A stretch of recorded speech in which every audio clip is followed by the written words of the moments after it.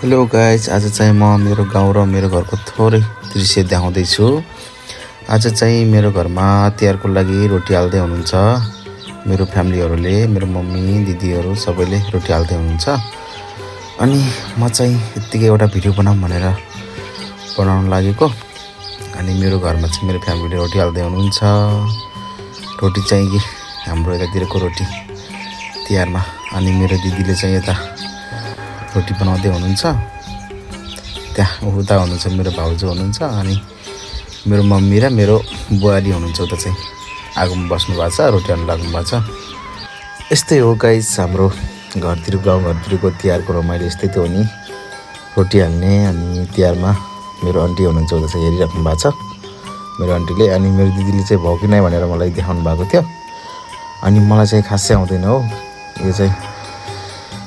अनि मैले चाहिँ थोरै जुम गरेर देखाएको रोटी राम्रो भएको रहेछ। उता मेरो बुहारी हुनुहुन्छ, उहाँले चाहिँ रोटी निकाल्ने काम गर्नुभएको छ। आजको भिडियो यति नै हो गाइज। अब चाहिँ म अर्को भिडियोमा आउँछु।